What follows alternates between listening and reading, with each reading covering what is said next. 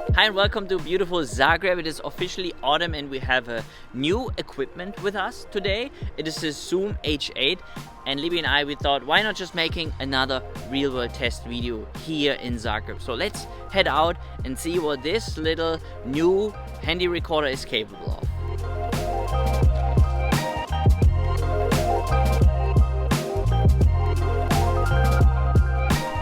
Now you're probably wondering, oh, why are you at home? Because it started to rain. Instead of just sitting around, Libby and I, we decided to start our first podcast. Yes, we have an officially Freedu Sounds podcast and we're recording these podcasts with the Zoom H8 that worked very well. So we had a lot of fun doing this.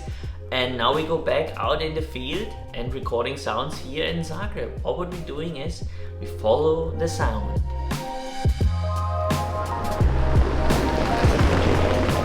Sound is everywhere, and Libby and I, we traveling the sound way. The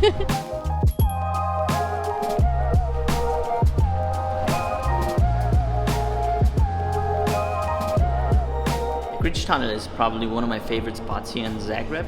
We already recorded sounds here, but not with the H8, and I'm just curious how the sound performs, like the reverb with the H8. We're gonna use the field section. What I really like about the H8 is that the user interface is very user friendly, and then just like with the H6 for example, you have the knob where you can change the gain. And now let's record sounds. Now I put the H8 here in the middle because nobody's here right now, and we do some running.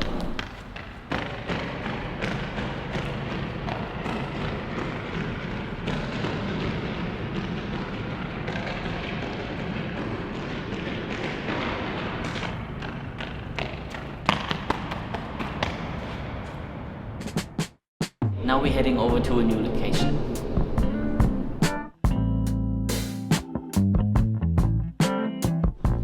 Here it goes. And it's not on yet. Ooh. Come on.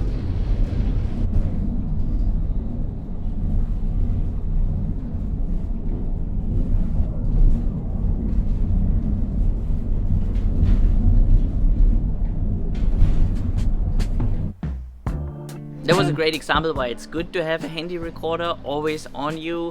It does not matter which type, but imagine this situation. Libby and I were going into the funicular and it's about 10 kunas, but we didn't have any cash. And instead of leaving, he said, no problem, just go in. So we went in and he already started it, right? So just clicked on the handy recorder, tuck, tuck, and then I have the recordings. Now imagine you have like an F6 with all the microphones, there's no time to set this up. Now we're waiting here for the funicular pass by, so you can go really close with it. Because it does not have a 32-bit, you have to check on the levels that you're not starting to peak. So this is something that is a big disadvantage of the H8 in my opinion, that you can't record in 32-bit, but for this they have the F series. So everything has a reason, right?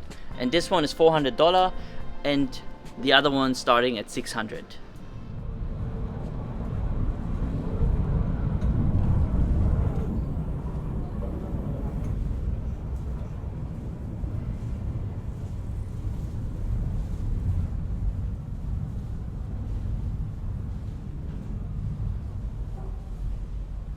Best thing to record these sounds is really early in the morning, because now you have the restaurants down there, so there is music. But we got a really nice pass by, so I can use that one. But everything like ambience related is not usable.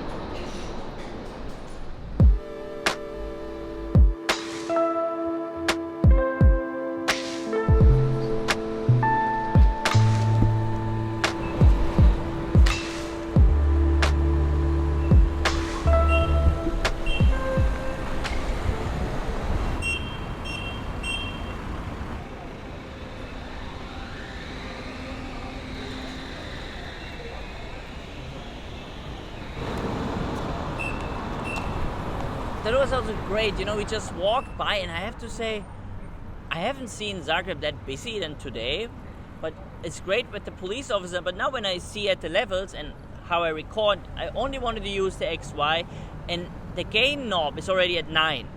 But when I see at the levels, I'm like recording between -22, -18. So it is nice for ambience, but if you want to have it like louder and with more, how can I say, like with more bass or more boom, then you really need an external microphone. And then you can also, you know, you have more space, you can play around more. But for an ambience like this, as a background in a post-production, it's totally fine. It's great. And the quality through the headphones sounds good, but later in post, then I will see how much noise is actually within the recording.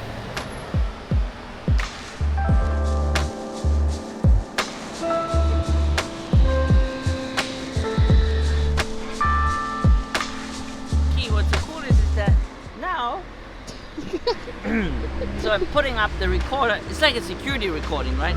So I just keep this running, and then I set up the F6 with the Sennheiser. And if I have enough time, then I have both recording, one in 90, 192, 32, and the other one not. Do you see the difference here? It takes forever, while the other is already recording. That would not happen in Germany. This thing is down and people still go over. It's crazy.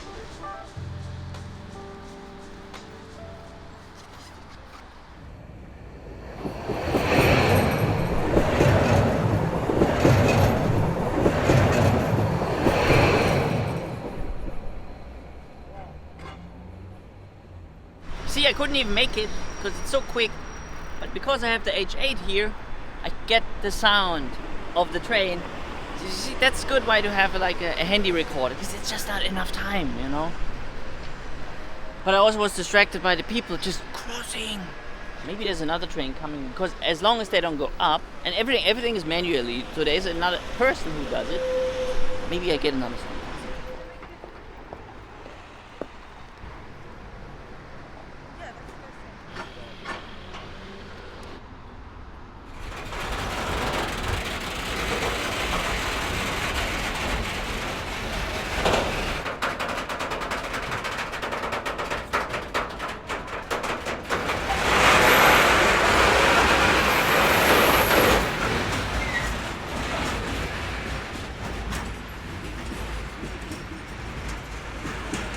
Perfect. Sometimes you just have to wait a little longer, and then the perfect sound will come. And now, you know, in the beginning I was a bit like, do I really need it? But then for this kind of stuff, it's laying nice in the hand. It is, you know, if you have small hands, it might be a little difficult. But if you just lay it in the hand like this, it is good. Very nice.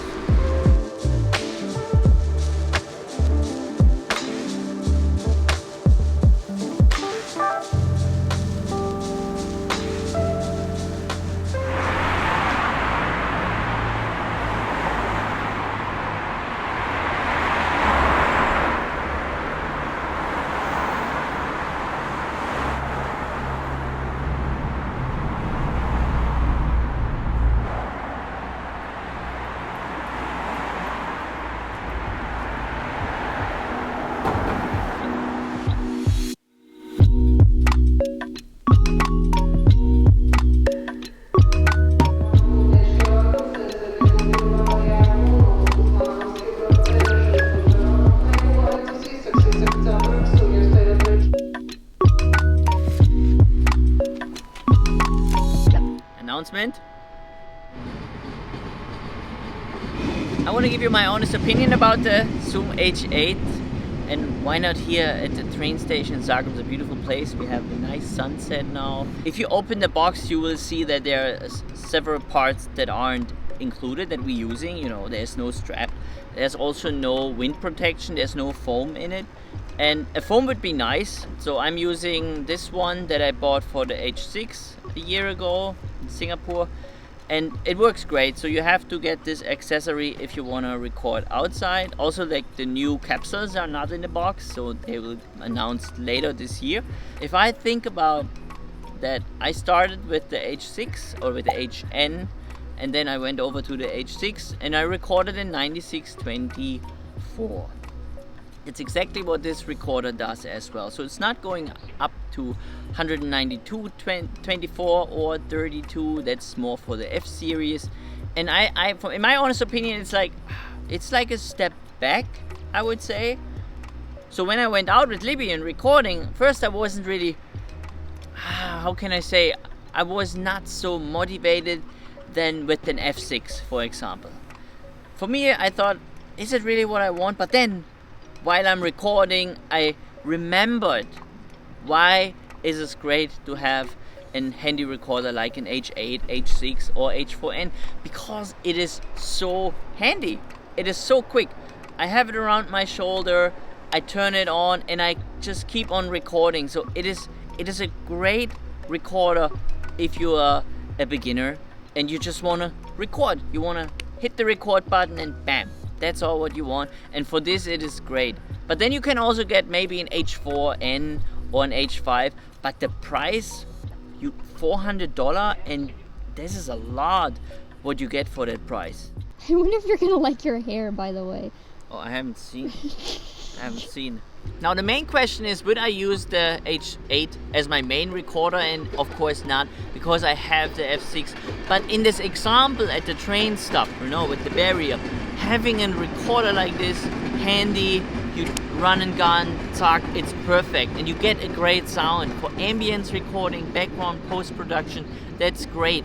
It's 9624 is of course more than enough, especially if you record sounds for post-production and also animation, video game. But for sound design, I want to provide sounds that are higher, 32-bit, 192 kilohertz with the F6, for example. It's just my personal opinion, but for a beginner and for somebody who just want to start out recording sound, why not? And because we started a podcast, we're gonna use the H8 mainly for our podcasts. So I hope you enjoy watching this real-world test video here around Zagreb. And if you have any questions about the new podcast, what we should talk about it, then let us know in the comments down below, because it is a great way to express ourselves, to experience something new, and also having the capability of using a different outlet and not just YouTube. So thank you so much, and we see you in our next video or in our next podcast. Not seeing, but hearing. Bye bye.